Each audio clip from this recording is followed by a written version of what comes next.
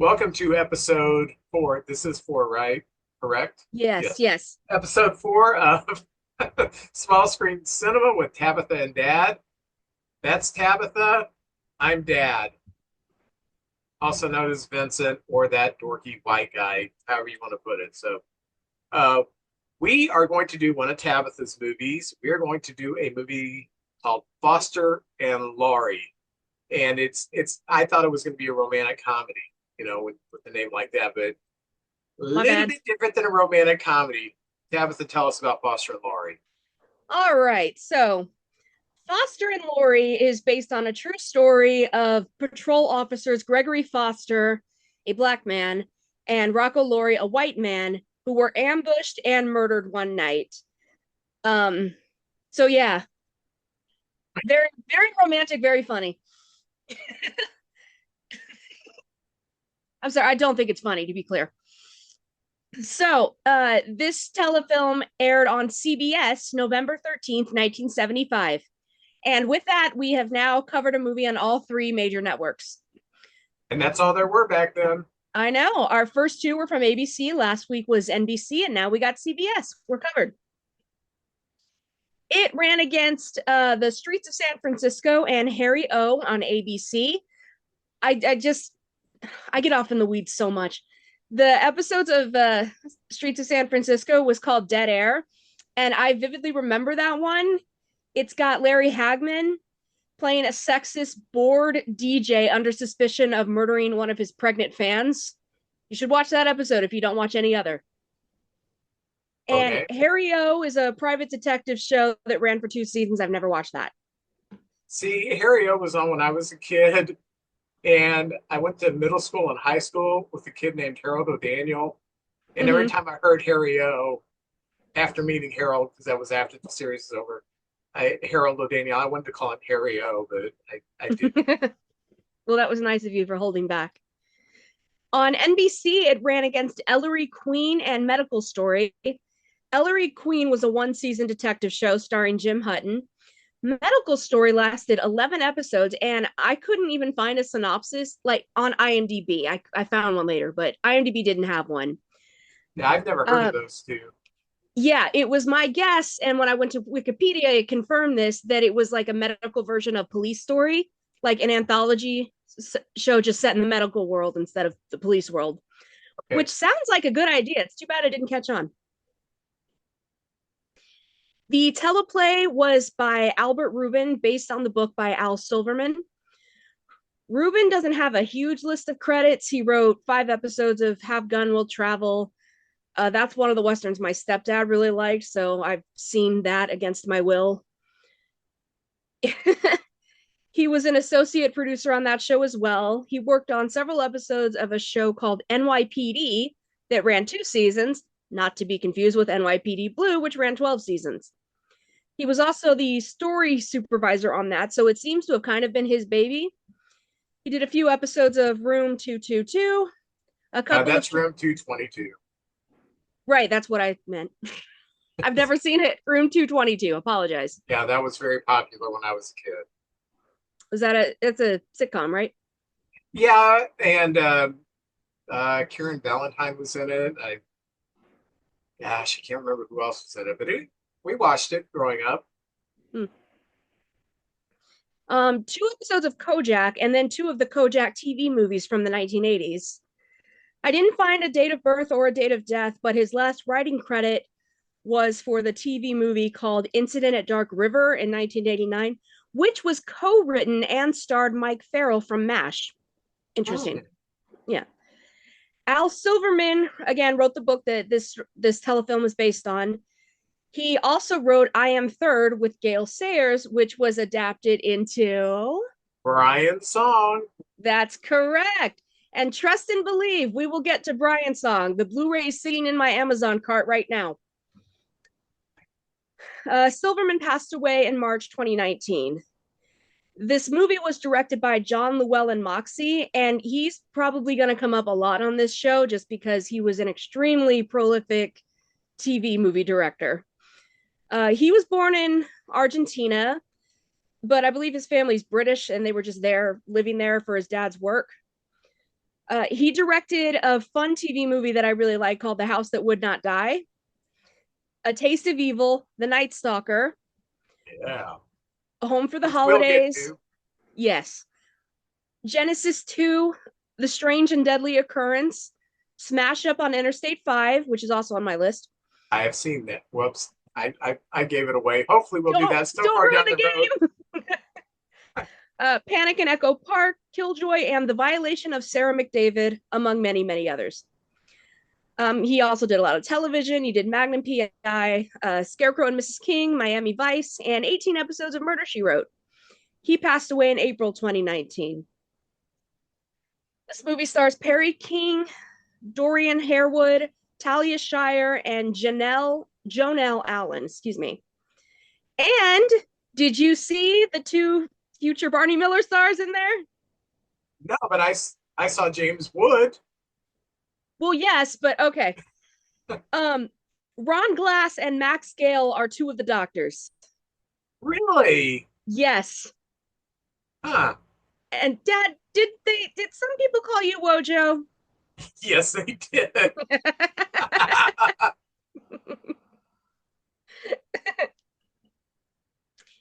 Excuse me. Now, Perry King is still acting, at least as of 2023, he was. I mostly know him from Riptide. Did you ever watch that show? Oh yeah, because Yeah. they were Cub fans. Oh,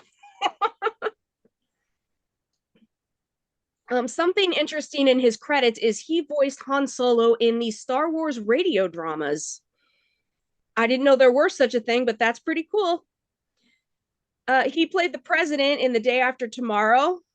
I don't know if you remember going to see that with me and you got sick and waited out the last third in the car. Was that the one with Jake Gyllenhaal?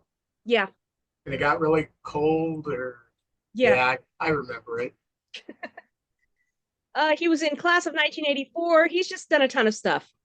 Class of 1984 is one of those B movies that I love. Really? Yeah, Yeah, I've not seen that one. I've heard a no, lot about it though. you got to see it. He's good in it. Dorian Harewood has also been in a ton of stuff, and he is also still working. His last credit was this year in an episode of The Equalizer. I mostly remember him from the Assault on Precinct 13 remake, which I watch every New Year's Eve because it's a New Year's movie. He had a recurring role on Seventh Heaven. I remember him from that too. He was in Full Metal Jacket, Gothica, and Glitter. And he's got a very successful voiceover career too. And this movie is only his second IMDb credit after two episodes of The Swiss Family Robinson. And then there's Talia Shire. I'm sure you all know who that is. Adrian from Rocky. She's a Coppola. She's Francis's sister. So she's in the Godfather movies. She's in that 70s horror movie Prophecy with the man bear pig looking thing. Man Bear Pit. That's Okay, what Al it looks Gore. like. That's what it looks like. It looks like man bear pig. She is also still alive. This is great. All these people are still alive. That Yeah, hasn't as happened opposed so to last week whenever I killed everybody. So, much. And finally, we have Jonelle Allen. She was a main character on that show, Dr. Quinn Medicine Woman, which you probably didn't watch, but I watched it.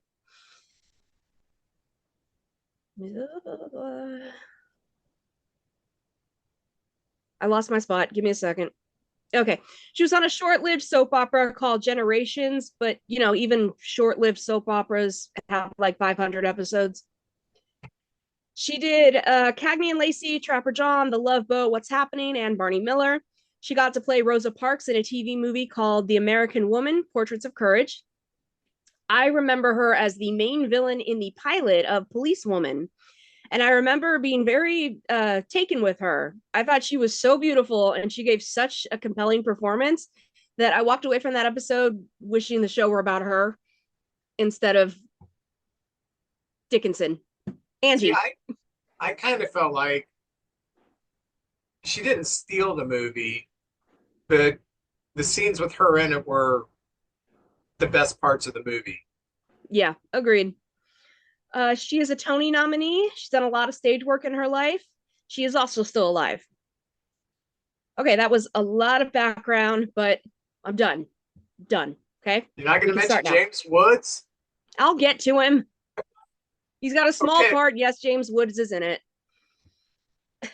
So we open at night where our two doomed eponymous heroes start their patrol shift. And they're just amicably chatting about whatever, life stuff.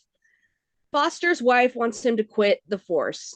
A kid stops by to say hello, and Foster calls him Shaft. And the score changes from kind of melancholic to very ominous as the street they're walking gets emptier and emptier. And they notice the double parked car. So they head inside to this little diner thing and ask the owner if he knows anything about it. He says he doesn't. And apparently, Laurie has been flirting with the owner's cousin. Maybe, unsure. Yeah. Now, I did at first I wrote down apparently he's cheating on his wife, but then I found out later in the movie that that was kind of a joke. But I thought, is that the apartment he went to fix the lady's gas or something that was flirting I with him? wasn't, yeah, I thought that later too, because I also wrote down, I'm like, are they saying he cheated on his wife? But then it sort of comes up later. I'm like, oh, I guess not. I guess it was just a Yeah. joke.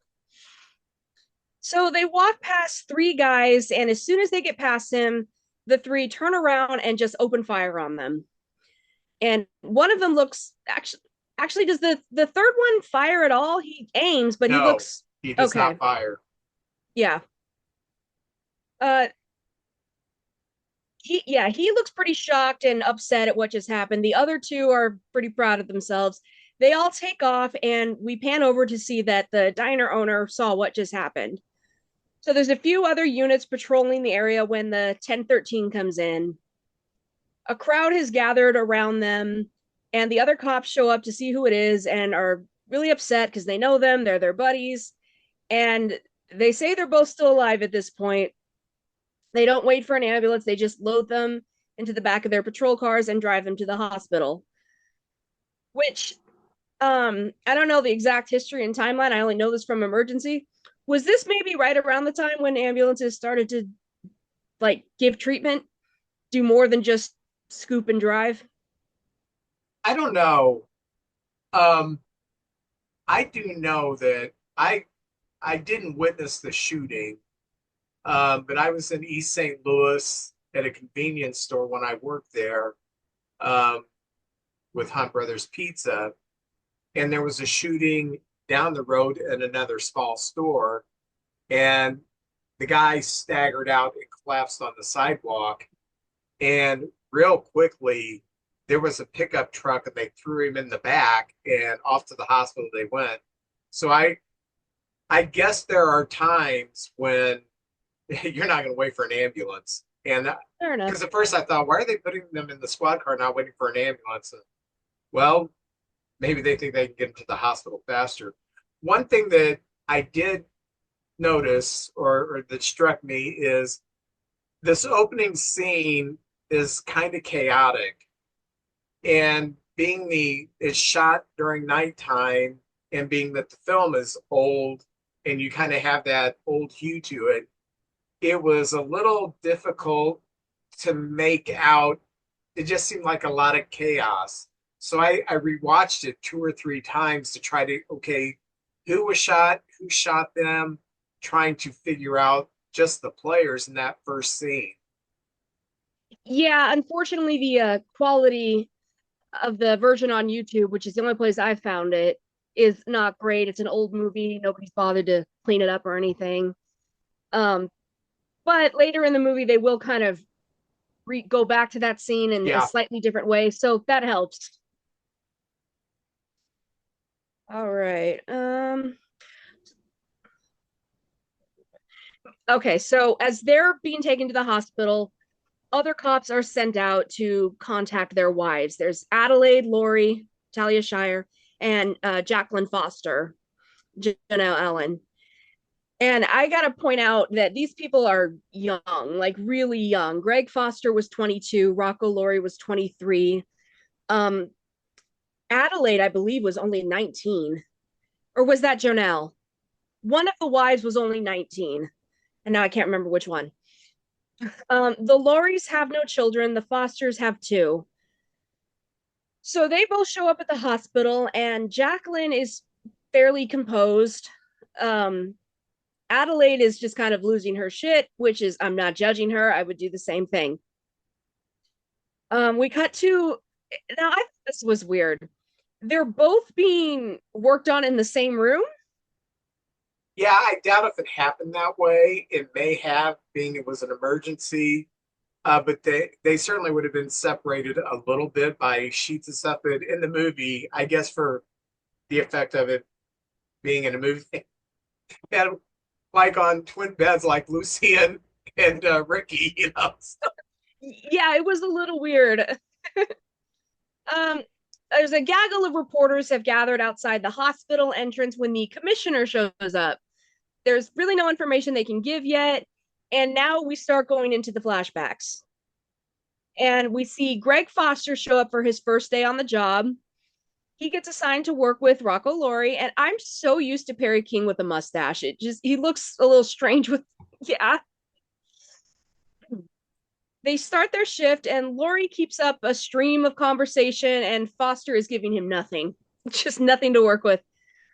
Laurie says he remembers Foster entering the academy just as he was getting out, so he hasn't been a cop for very long either. That night at the Laurie house, he's telling Adelaide all about his day, about his new partner. She asks him if he's going to be extra careful until he gets a new partner.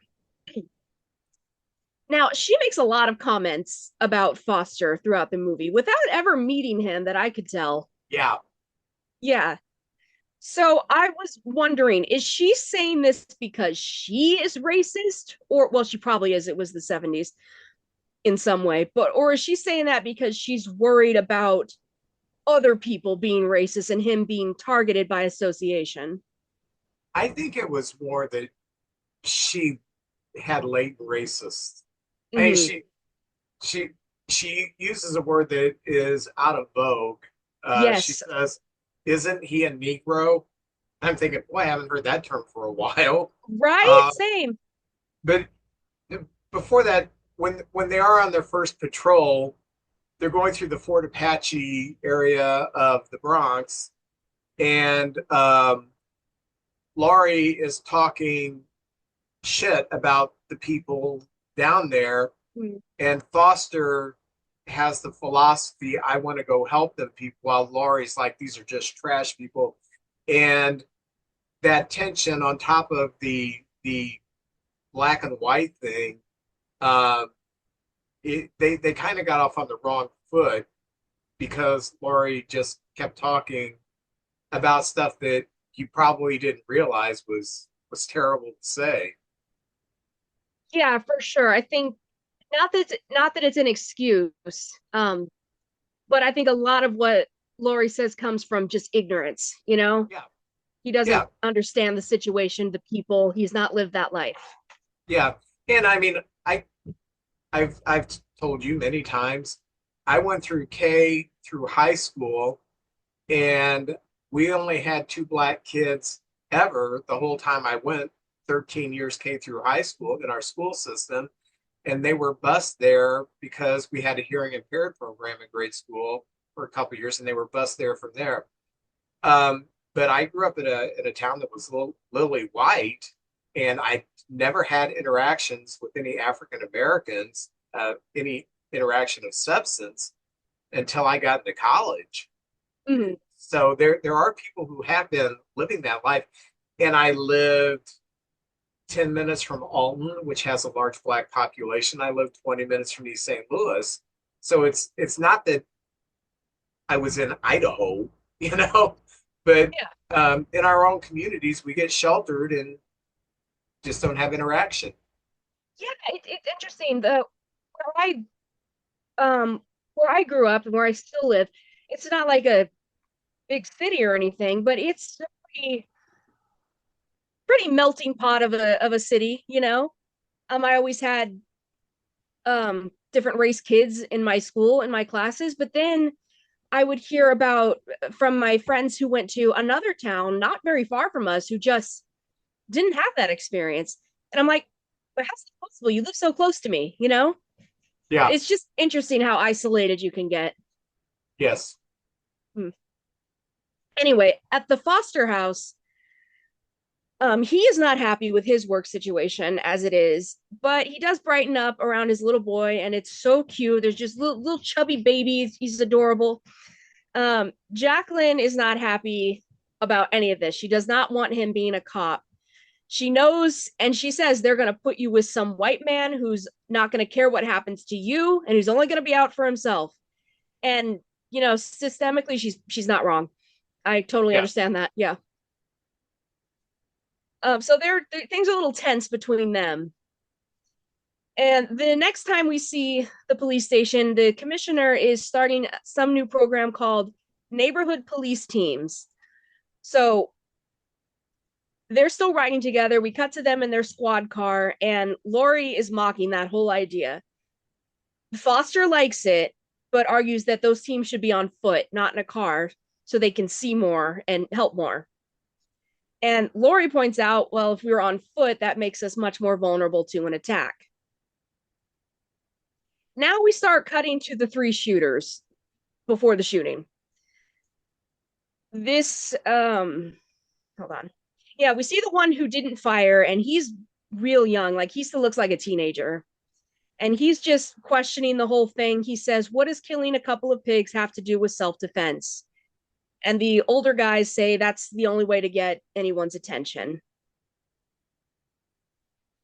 Back at the station, we find out Laurie has put in a transfer request, and the sergeant says it looks better if they're mixed in. And I'm like, okay, do you have to put it like that? Like, I understand what he's saying, but I don't know. It sounded weird. Is Yeah. that just me? Yeah. No, I have that. The chief, mentions not in these words, but they want some integration because that's going to look good Yeah, pretty PR much. wise. Basically, your team's going to be a PR thing for us. Right, exactly. So he asked Laurie to just give it a couple more days and then he'll reassign Foster. And Laurie says he wants more action. Like he's clearly in this for different reasons. Yeah, he wants to be in narcotics division. Hmm. On the way home, Foster sees a mugging take place. He sees the guy take off with a woman's purse. He pursues the mugger, and you can kind of guess what happens. A patrol car stops him and draw on him. He does confirm he's a cop, and they're like, "Oh, our bad," but you have to understand, you were on the streets while black. You could understand. You know why we made that mistake, right? Right, Yeah, brother. I like what they said. They asked, "Where do you work?" And he says, "I'm in the same precinct as you." Mm-hmm. And then Foster drops the N word, which I didn't know you could say that on TV back then. I don't think I've heard that on TV. Like from that time, I was like, whoa. Yeah, you'd hear it every now and then. Hmm. I I mean, think the granted, last time that was dropped on network TV was Saturday Night Live's one of their first editions with Richard Pryor, where oh he well, had a dialogue. No, Chevy Chase used it in a skit. oh Well, it was written. It was yes, I remember that. yeah. It's hard to find now because it is Yeah, they're calling each other names back and forth, and he says honky. Chevy Chase says the N word, and he says dead honky. dead honky. Yeah, Yeah. Okay, I do remember that now. Back in the present, they're back. They're still at the hospital, and that's when Dr. Wojo's already there. This is when Dr. Harris shows up, and he just walks right past Jacqueline as she's trying to get some information. Which, again, you understand, but maybe have somebody talk to her. They do have a chaplain there, but Jacqueline's kind of off by herself, and everyone's kind of gathered around Adelaide. Did you notice that? yeah. The white woman needs help. Yeah, yeah, we have to comfort her. Anyway, that's just a brief scene. They go back to the flashbacks, and Foster and Laurie discover that they were both Marines and they both went to Vietnam. And that's what finally breaks the ice between them, and they start getting along and becoming friends. they didn't know each other in Vietnam, but they kind of start to tell people that they did because they were there very close to the same time. Yeah. Anyway, they get flagged down by a man who's saying there's a guy with a gun in this restaurant. I couldn't tell if it was a restaurant or a It's dry some kind of cleaning business. place. Yeah. Yeah, I couldn't tell. yeah, some kind of business. Anyway, they get shot at. Foster gets close and has Laurie backing him up, and he gets close to the gunman who has a huge, looks like a 44 on him, and he aims it at himself. But Foster is able to talk the man down and gets the gun away from him, and it's a really nice scene. And it goes with what Foster wants to do. You know, he wants to be out there to actually help people. Yeah, and this family speaking Spanish, and Foster knows a little Spanish, apparently enough to communicate, which is helpful when you're in a neighborhood that's integrated with so many ethnic groups that he has that skill. Probably something Laurie doesn't have.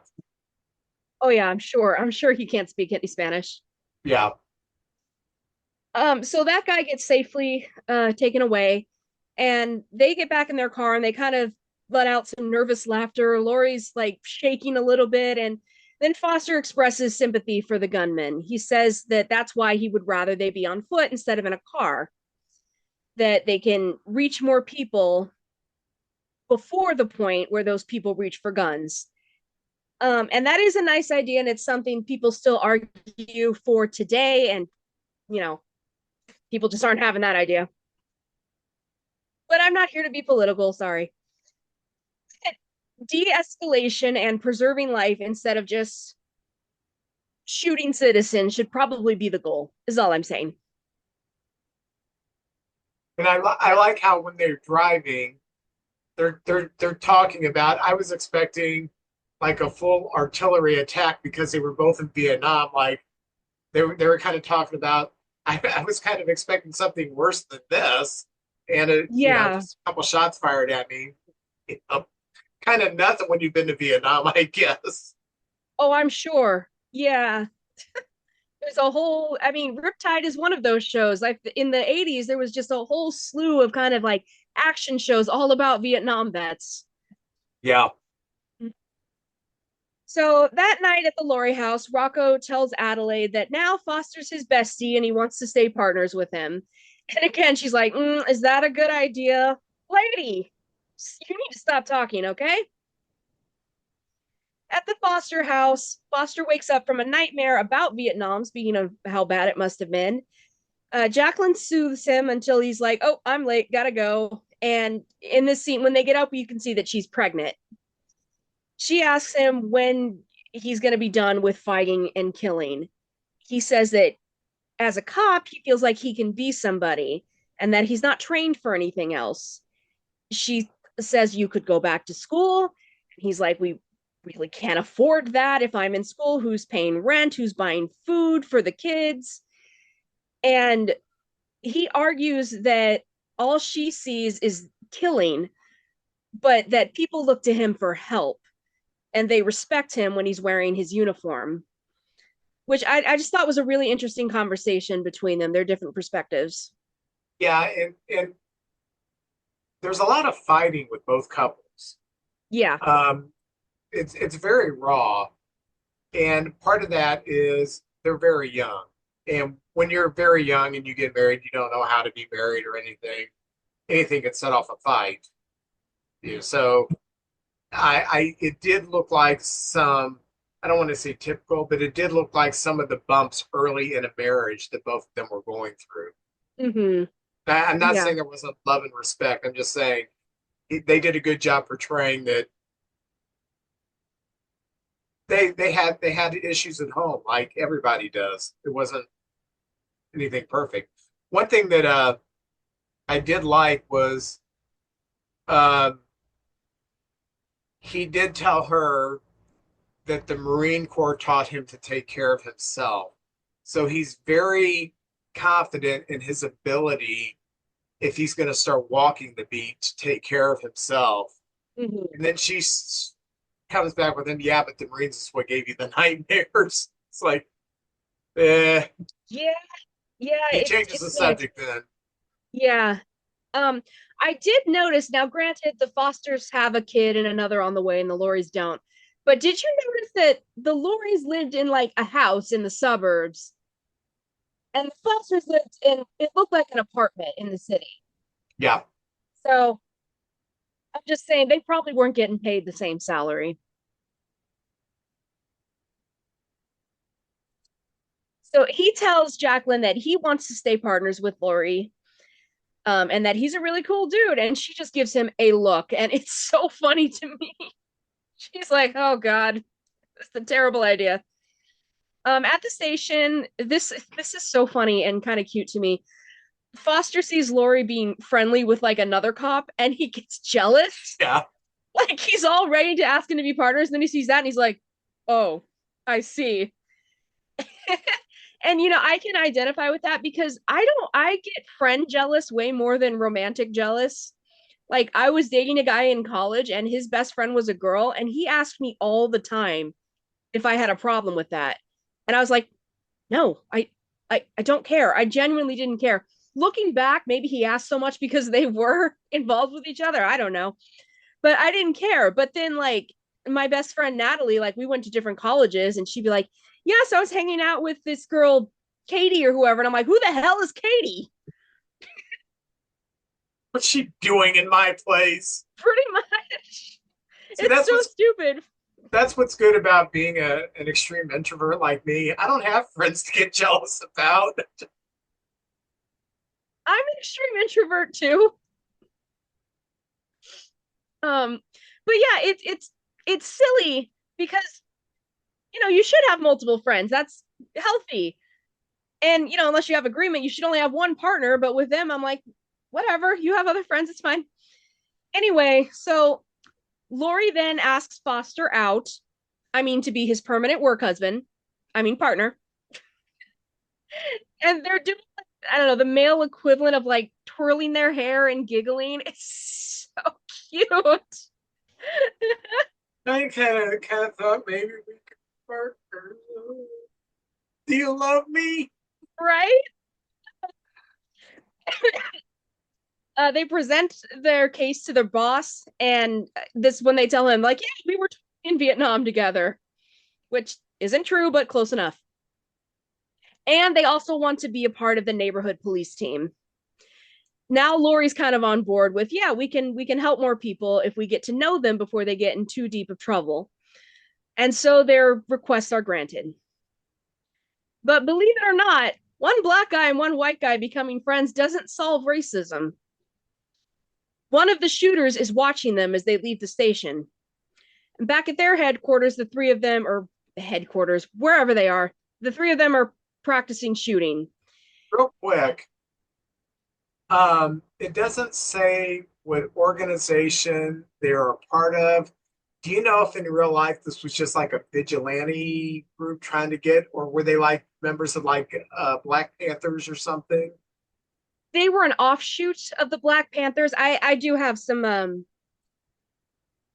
info about the true story at the end. Okay, all So right. yeah, I'll tell you all about that. Once again, the kid asks if they have to kill cops, why does one of them have to be black? And they are like, well, a pig is a pig. If they kill two white cops, then people will make it into a race thing. This way they know it's not a race thing. It's people versus pigs. I I mean, see the logic. I do too. I just I don't know, maybe that is what they were thinking. They never caught the actual people. So this is all speculative. Okay, now do people still call the police the pigs or the fuzz or anything like that? I don't I know. I see and hear pigs sometimes. I don't hear fuzz ever. All right. Do you know where the name fuzz comes from? No.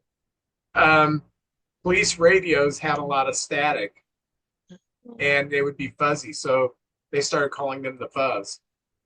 Interesting. But You learn so something new every day on I this do. podcast. Back in the present, Dr. Wojo steps out to address the people in the waiting room. He says they're both still alive and they're hopeful, but he doesn't sound very hopeful. It sounds like he's just saying that. And Come on, I gotta go do Barney Miller. Wrap this up. right, I was gonna say, I think the problem is the doctor is Wojo, who's just kind of dumb. I just don't have a lot of confidence in his abilities. In the flashback, they run into the kid. I guess they meet him for the first time that Foster called Shaft at the beginning. He got his wish. They are now on a foot patrol. And Foster starts playing basketball with these Latino teen boys, Puerto Ricans. And I mean, this did really happen. He did play basketball with these kids frequently, but it just seems so corny to me. Like, hey, the cops are gonna stop and rap with you for a while. Kids, we're your buddies, we're your friends. Like, there's a Starsky and Hutch episode where they do that, and they don't even take their guns and holsters off. And I'm like, stop it, stop it. Okay, then they spot a guy who they suspect has got drugs on him and chase him down. And this is James Woods. And it did take me a minute to recognize him. Yeah, I didn't recognize him until he started talking. Yeah. They do find drugs on him and he tries to bribe them, to which Laurie is very offended and starts attacking him. That's police brutality, but whatever, it's fine. Foster takes the good cop role and is like, dude, you can't just throw him off of this building because they're on a roof at this point. They agree that they'll talk to the judge for him, but he's going to owe them a favor at some point. Yeah, and he does tell them during this interrogation, almost being thrown off the building because they're on a rooftop. He does tell them that he was in Vietnam, and so they kind of You're kind of right. soften on him because he's a You're vet right. too. So the Fosters are out with some friends and they're speculating whether Jacqueline's going to have a boy or a girl. And the Lauries are Yes, having a house party. What's that? yes, she's going to have a boy or a girl. You're right. You're right. I Yes, think we solved that's that. just the answer. And the Lauries are having a house party. It's again, it just shows the difference in how they live, you know? Like Adelaide is serving hors d'oeuvres or whatever, and they're, quiet little house party. And the Fosters are all out at like a disco, I guess. Um, Adelaide complains to some of Laurie's friends that the job is all he talks about anymore. Both guys get questioned about their partners because this is now West Side Story or something. Foster's friends laugh at the idea of him putting his life in the hands of a white man, and he gets real pissed about that. He shuts them down quick and just kind of kills the mood. Adelaide asks one of the cop friends what Foster's like, and she actually says she hates him. Like, lady, stop talking. Laurie's friend tells him that he's the last guy that he would have figured would pick a black guy for a partner. And I would like to know more about that statement because it doesn't say great things about him. Yeah, Yeah. Um, but he doesn't, it's interesting. When they first get paired, he's not like aggressive, like overtly racist. Like he is trying to be friendly. So I don't know. It just seemed kind of strange to me to say. In the present, the commissioner is finally giving a statement to the press, mostly about how they're going to do everything they can to find the shooters. Spoiler alert, that's not going to happen. tells the press, yeah, they've known each other since Vietnam. Yes. We cut back to Jacqueline right after she's given birth to their second child, and it is a girl. And she's so cute. I love babies, like wriggly little baked potatoes. They're just so cute. The guys go on a domestic dispute call where the couple is just wailing on each other. Like, and the woman goes after the guy with a meat hook. Like, sheesh. Yeah, that was like it's like I said the first episode. TV was so much more raw back then. I mean, they had the N word in this. Going after with a meat hook. I mean, there's just some stuff you don't see on TV anymore. I mean, you do on cable, but I mean, this stuff was pretty raw. Yeah. I mean, in fairness, there's not a whole lot of network TV anymore, but there is still some. She says that her husband, boyfriend, whatever, hit her, which he did, but in his defense, she hit him twice first. Or no, she scratched his face and then hit him twice. So I don't know. They go to arrest the guy, and the wife is like, "Well, no, I don't want him arrested." And Foster again shows mercy. He doesn't arrest the husband. He says they're just going to take him for a walk so both of them have a chance to cool off. Because domestic abuse really isn't that important in the 70s. It's not. Come on now. Um, on another call, and this might be the cousin from the beginning, because this woman starts hitting on Laurie, and he's like, "Yeah, I've got a wife." So, I mean, I assume that's the woman they were talking about. That's what I'm assuming. Yeah. We kind of see them doing good work for the community, and Foster has to explain to Laurie how poverty works. They talk. Laurie asks about Foster's new baby. He says that this I thought was sweet. He says that she's tough like her mom, not all mush like he is. Yeah. I thought that was a sweet thing to say about your wife. And then Laurie says he's going to have 6 kids, and Foster's like, "Yeah, you'll say that after you have one." And then James Woods comes back into the movie, and they cash in on that favor. He tells them about a buy that's going to happen the next night. Foster worries that it's a setup. Laurie is doesn't care. He's just gung He ho to wants to do do it. narcotics. He's Yep. he's very turned on by this. Yes. He discusses this with Adelaide. She's not happy. When is she ever? They argue again, and it's like, Rocky may be dumb, but at least he pays attention to me. And then she says she bets this was Foster's idea. She just gets worse with every scene she's in. It's 100% Laurie's idea. Yeah. And Yeah, she says, I won't wait up for you. yeah, that'll teach you. At the Foster home, he's about to leave too, but he picks up the baby. He's like, "She's wet," and I'm like, "Well, change her." But no. He's got to wait for Jacqueline to come in and do it. And the baby by this time looks like it's about 6 or 7 months old. It's pretty big. So Yeah, it's been some time elapsed. yeah. Um, but they're actually having a much better evening than Laurie and Adelaide. It's kind of interesting. I feel like the Laurie's got along better in the beginning, and they start to fight more and more, and the Fosters kind of have the opposite. Exactly. Yeah. And I like she comes out and she asks Foster, "Are you gonna do something dumb tonight?" And I do have in my notes, she is now much more understanding than Adelaide. Much more Nope. understanding. Yep. Absolutely. So they head to this buy with James Woods, and frankly, I think this whole scene is not really necessary. Was that just me? It's not necessary, but I guess if it happened, if they did do a narcotic bust, that was something they wanted to add to the movie because I guess it was a pretty big deal, being it was kind of a rogue thing they did. They weren't assigned to bust drugs. They just did it themselves. So Yeah. They go to some woman's apartment, and the weirdest, most out of place music is playing. It was very distracting to me. and a football game Yeah.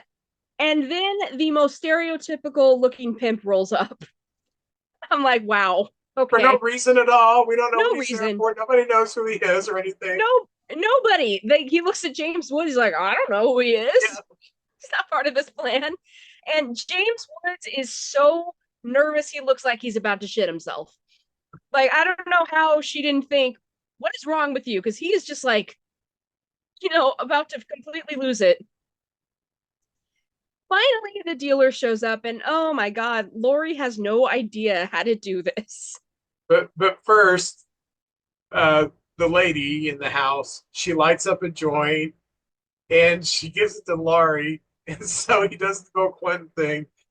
He takes a hit, but he doesn't inhale. And it looks, and I thought, oh, there's the Bill Clinton thing. For those of you who don't know what I'm talking about, Bill Clinton when it was brought up that he did marijuana in college, he said, "I tried it, but I didn't like it, so I didn't inhale." So Sure you didn't, Bill. We believe you. But he's so bad. He gives the dealer what is it, $200? yeah, It's hilarious. It reminds me, do you remember the episode of It's Always Sunny in Philadelphia where Dennis and Dee try crack? yes, yes. They're so scared they roll down the window like a tiny bit and they're like, one crack rock, please. That's all I could think of. But they still managed to pull it off somehow. And they arrest the dealer and everything goes smoothly, and that makes them very horny. So they rush home to make love to their wives because Adelaide did wait up for him. Not to each other. They're not that close yet. No, So, no, no. They did that first. Then they went home to their wives. Um, at work, the sergeant compliments them both on the bust, and now we are back to the night of the shooting, and we're going to see it mostly the same, but with more added context. Laurie oh, surprised Foster. Oh, sorry. Go ahead. go ahead. Go ahead. I I'm was just going to sorry. say, Laurie surprises Foster by checking James Woods into a rehab clinic. And pays for it. Yes, and he pays for it too, which was very nice of him. And that is something that really happened. Like they didn't just add that in the movie to make us feel more sad. And now we're back to the double parked car from the beginning. Turns out that was the shooter's car. Now we're kind of looking at it from the shooter's point of view. And um, this is when I noticed that the kid didn't fire. I didn't notice it the first time, but this time you can really see because you definitely see the pops, the Yeah. lights from the guns. Yeah. Um, we cut back to the hospital and both men have passed. And like even the nurse is crying. The chaplain breaks the news to Adelaide and Jacqueline. And this is the only time these women have a scene together. Adelaide starts immediately breaking down, and the chaplain and the other cop try to like restrain her because, like, oh, don't be so dramatic. You'll feel better after your period's done. And but Jacqueline is still pretty composed and she shouts at them to leave her alone. And the two women just embrace each other and they cry. And I guess racism is over. There you go. They solved racism. Right? Well, we get an ending voiceover basically saying they don't know exactly who did the shooting. That's their bad. And I think this is actual footage from the funeral service because it looked like news footage. Yes, it didn't really Yes. look like the movie. Yeah, and that's the movie. Yeah. One thing that I was waiting for that never happened. Um, I was waiting for them to like one of them extend an invitation to the other. Hey, why don't you come over for supper? Let the wives meet each other and stuff like that. Do you know how long they were partners together? Honestly, I think it was only about a year. Yeah, yeah, it would have seemed like because the baby kind of gave me some reference. Oh, the Yeah, baby suddenly. So I'm what?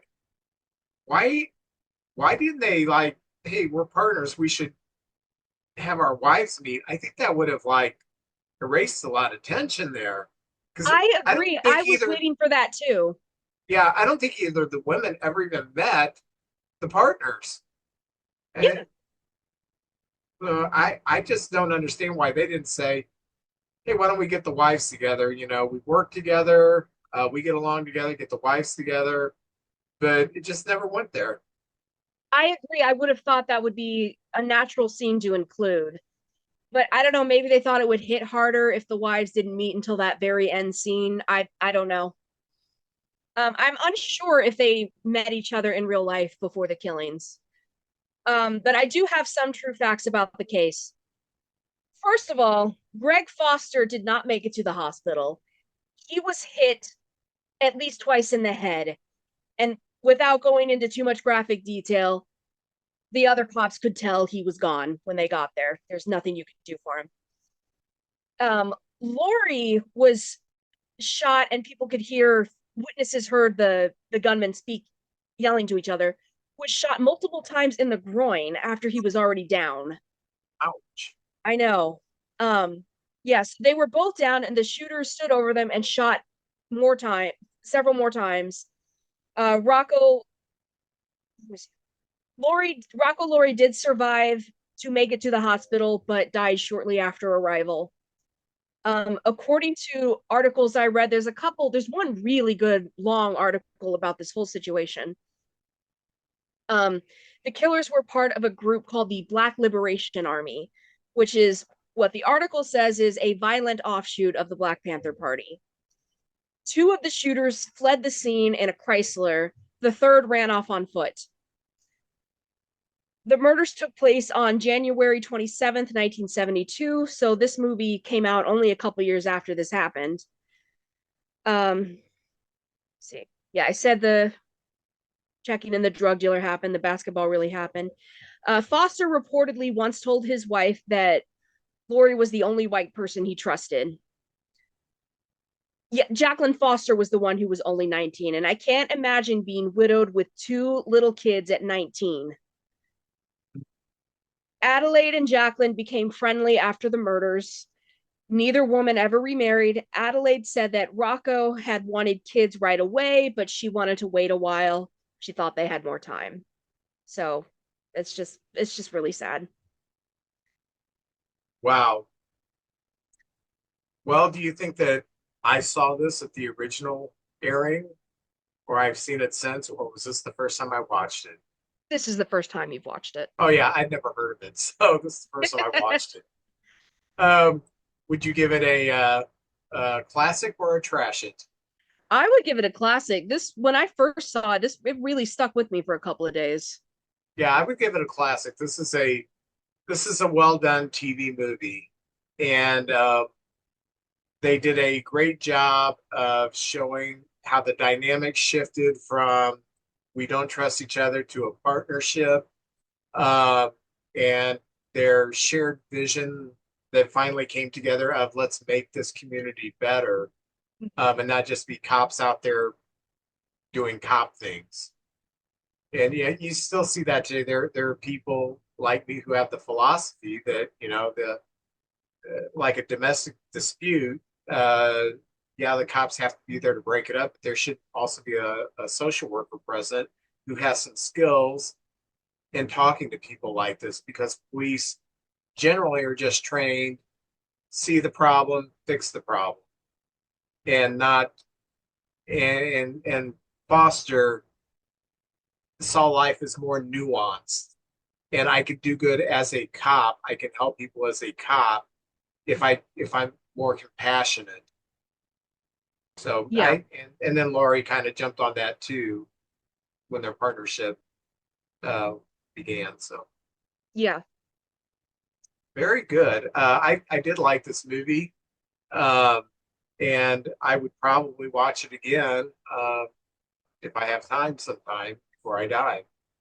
All right, good to know. When you're on your deathbed, I'm gonna bring on yeah, I'm gonna bring you the iPad and be like, Dad, we're just gonna put Foster and Laurie on one more time for you, okay? Okay. What are we Uh, doing next week? oh, we are going to jump into sci-fi or monster movie. Oh boy. We are going to watch The Last Dinosaur with Richard Boone and Joan Well, Van Ark. that title suggests a lot. Okay. Yes, it's the last dinosaur and how the last dinosaur died. And most people don't realize this. The last dinosaur died of lung cancer because he was a chain smoker. So sad. It wasn't an asteroid. It's like, what's that? Uh, so we'll watch The Last Dinosaur next week. And Sounds good. sounds good.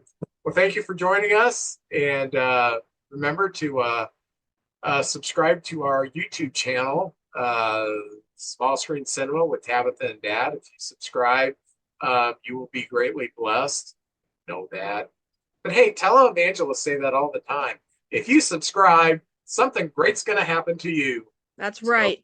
subscribe to our channel and thank you for watching.